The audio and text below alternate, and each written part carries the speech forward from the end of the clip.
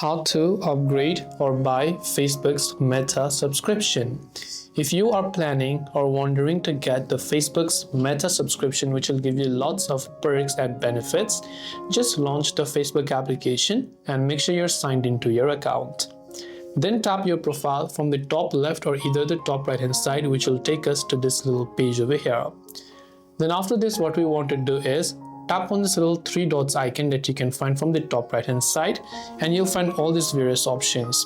Or you could come back and tap on the three lines or the menu icon instead from the top left hand side. I'm sorry for that because the Facebook's layout has changed a little bit, so it's quite confusing.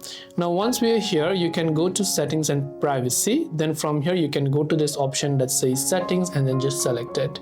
Now from settings, you'll find the option called Meta Account Center from the very top. You could just select that particular option there. Once you've selected that option, here you'll find again various options. You'll find the option also called subscription right there. So you could tap on the subscription button. Now here you can see you can get a Meta verified subscription. So you can tap on it. And from there, it was going to take a few seconds and you will see whatever type of benefits you will get along with a Meta subscription. So you can tap on unlock benefits if you're sure about it. You can actually just subscribe for Facebook, or you can subscribe for Instagram and Facebook combined, which will give you 19% discount on 2 profiles. But if you don't really use Instagram, you can just sign up on this profile, which is only for Facebook.